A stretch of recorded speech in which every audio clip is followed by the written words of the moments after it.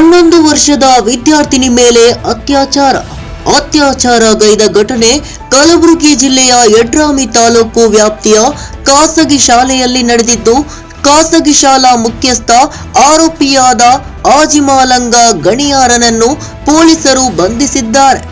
ಘಟನೆ ಖಂಡಿಸಿ ಉಗ್ರ ಶಿಕ್ಷೆಗೆ ಆಗ್ರಹಿಸಿ ತಾಲೂಕಿನ ವಿವಿಧ ಸಂಘಟನೆಗಳು ಯಡ್ರಾಮಿ ಬಂದ್ ಮಾಡಿ ಮಂಗಳವಾರ ಬೆಳಗ್ಗೆಯಿಂದಲೇ ಪ್ರತಿಭಟನೆ ಆರಂಭಿಸಿದ್ದು, ಪಟ್ಟಣದಲ್ಲಿ ಉದ್ವಿಗ್ನ ಸ್ಥಿತಿ ನಿರ್ಮಾಣವಾಗಿದೆ. ಶಾಲೆಯೊಂದರಲ್ಲಿ ಸಂತ್ರಸ್ತ ಮಗು ಕಳೆದ 2-3 ವರ್ಷಗಳಿಂದ ಓದುತ್ತಿದ್ದಾಳೆ.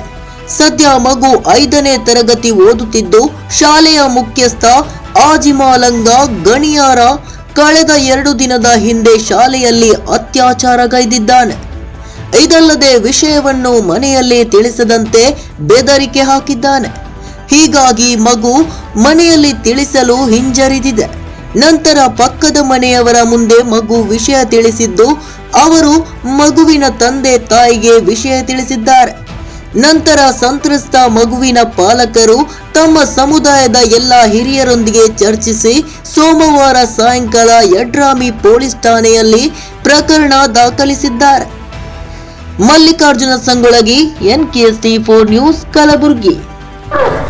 ಹೋರಾಟ ಮಾಡುವ ಅವನಿಗೆ ಶಿಕ್ಷೆ ಆಗುವವರು ಕೂಡ ಇವತ್ತು ನಾವು ನೀವು ಎಲ್ಲರೂ ಕೂಡ ಇವತ್ತು ನಾಳೆ ನಾಡಿದ್ದು ಎಲ್ಲವರೆಗೂ ಅವನಿಗೆ ಶಿಕ್ಷೆ ಆಗುತ್ತೋ ಅಲ್ಲಿಯವರು ಕೂಡ ನಾವು ಹೋರಾಟ ಮಾಡೋಣ ಅಂತೇಳಿ ಎಲ್ಲರೂ ಕೂಡ ಶಪಥ ಕೂಡ ನಾವು ಇಲ್ಲಿ ಮಾಡಬೇಕಾಗಿತ್ತು.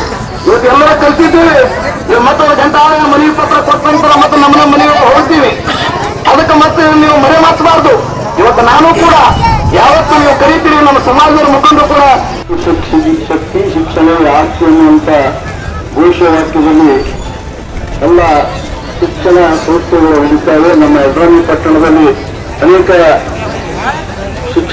ಖಾಸಗಿ ಶಿಕ್ಷಣ ಸಂಸ್ಥೆಗಳಿವೆ.